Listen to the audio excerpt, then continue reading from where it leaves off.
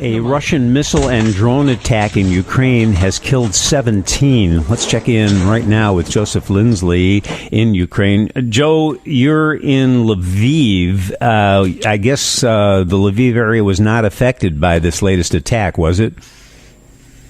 No, Bob, although the entire country was under air alarm from about 3:30 this morning until a little bit after 6 o'clock. And, the Russians had not sent they had not launched a massive missile attack on Ukraine in just over a month.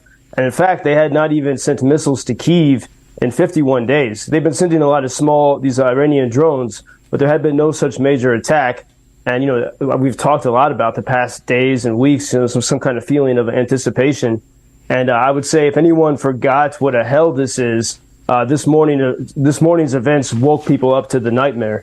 And late last night, Thursday night, we had reports of strategic Russian aviation over the Black Sea, the types of aircraft that can carry hypersonic missiles.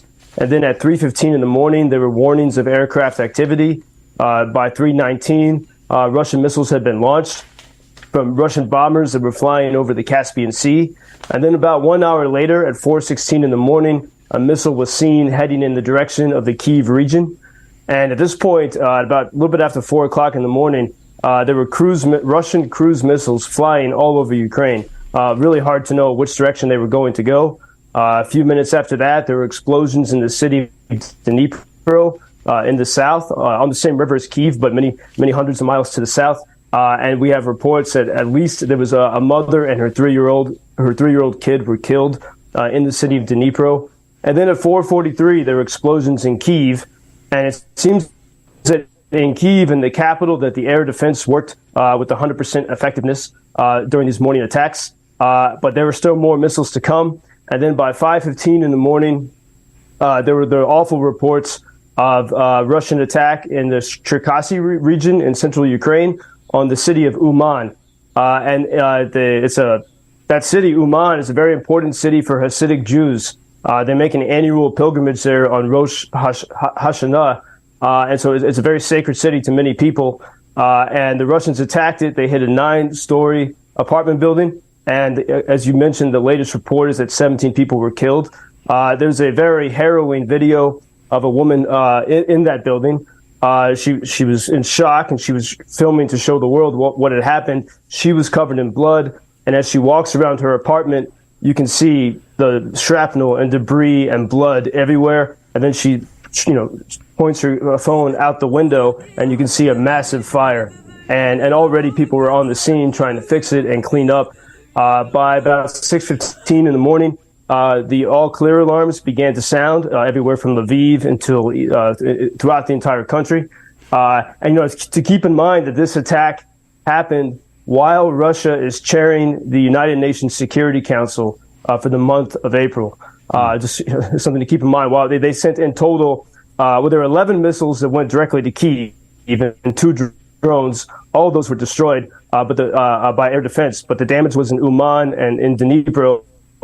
And Yuri Gudimenko, a Ukrainian politician and activist, he said, "When we see our destroyed towns, when we see children suffering, when we realize the deep scars this war will leave in our land, we drink rage from the bottomless wells of our souls." And he said that in response to that attack on the apartment building in the city of Uman. To me, one of the scariest things about this is a 9-story residential building was hit, and it's not a military installation. And how nervous does that make you and your colleagues there in Lviv around the news bunker, Joseph? And when you're out and about, as you have described, in the various cafes and coffee shops in Ukraine, I mean, the targets are not military. They're residential. They're civilian.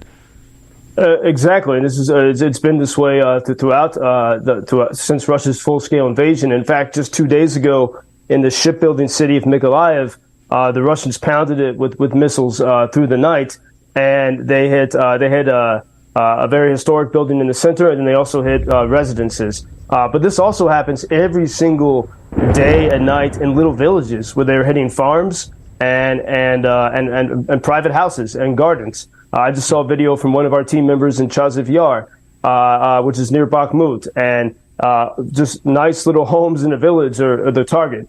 There's no military installations in these places, and part of it is sometimes the Russians use missiles that are not precise.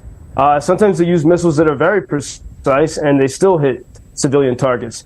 And the thought is, they're trying to terrorize and break the will of the population. If you look at how Russia is governed, there's no freedom there, right? And so they're used to a society that lives in fear. And so I think that probably they think they can use that same tactic on Ukrainians. But as we see we see with that quote from the politician saying, "We drink rage from the bottomless wells of our souls." Each one of these things serves to strengthen the resolve of the Ukrainians. And why is it that the Ukrainian preparations for the counteroffensive, according to the defense minister there, are coming to an end?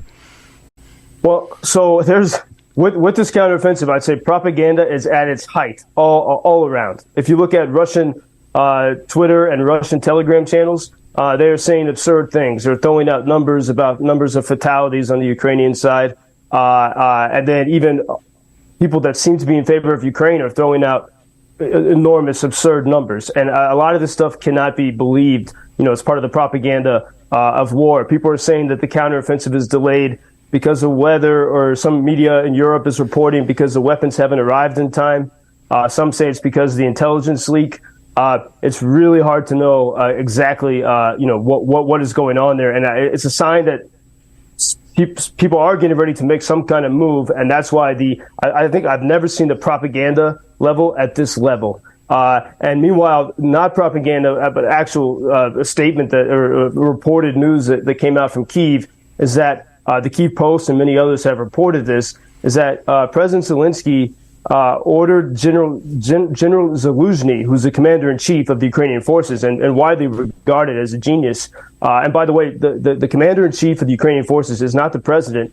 He's a general, but he, unlike many of the officers in the Ukrainian military, he never served in Soviet times. He entered Ukrainian military. He's a younger guy. He entered after 1991. So he does not have a Soviet mindset. But that President Zelensky ordered the commander-in-chief to move some of these middle-level commanders who are in the west of Ukraine or far away from the front lines, the military commissars, as they call them, to the front lines so that the wounded soldiers can have more time to recover. Because we have had many reports, and I know people as well, who've been wounded, and they have to heal quick to get back to the front line. And so this was an interesting change that was announced today, that they're going to start moving some of these middle-level officers who've not been at the front to the front lines. And, throughout this whole time, since February 24th, over a year, 14 months ago, I've talked to people and I've heard reports of frustrations of some of the middle-level commanders in the Ukrainian military, people who were trained in the Soviet times, the older guys that were trained, they were in the military in the 1980s. And there has been this clash of culture between the young, innovative people who maybe never were in the military until this moment, and then they signed up to fight, but they know how to run businesses and how to get things done, and sort of the old Soviet mindset. What I've also seen, and steadily, almost month by month, is a transformation of the culture within the military as a result of this fight for survival. We get so many texts and emails praising your reports here, Joseph, and occasionally we hear the opposing view. Let me read this text to you. Bob, I feel for Ukraine, but they had the opportunity to be part of the European Union and decided not to. Why is it that we can spend millions upon millions of dollars to fight a war that we have no part on and should not? Where is all that money coming from, and how are we going to get that paid back so it is not a burden on our generations to come? What do you say to that, Joseph? Well, I think three things. First, more than $100 billion in Ukraine spending, as we've reported before, 60% of that stays directly in the United States. It goes to American defense contractors and all kinds of other, with typical Washington, gamesmanship, goes to all kinds of other causes. A lot of that money is to buy new weapons for America, to make America stronger. Things that America was going to do anyway, but now they do it Washington does this under the pretext of this war. So most of that money is actually going to the United States.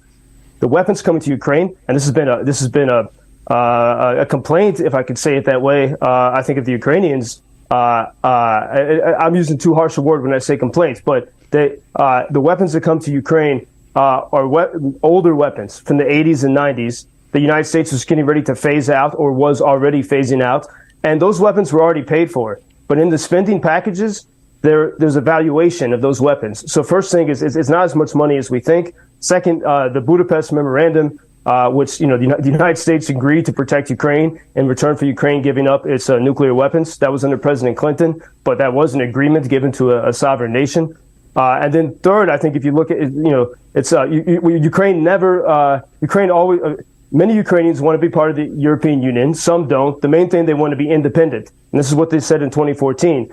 They wanted to join NATO because they knew if they were in NATO, this war never would have happened. But there was no chance that NATO was going to accept Ukraine, because I think the West knew that Russia one day, after Russia took Crimea, that one day Russia was going to invade Ukraine. And so that's a simple thing. If you believe in freedom and you know that these people are willing to fight for it, no one else has to do the fighting. You give Ukrainians the weapons, and if Ukraine falls, you have the largest country in Europe would be controlled by Russia, and Russia's already said that they want to go for more countries, including Poland and many others. And so, given that information, choose which side you want to be on.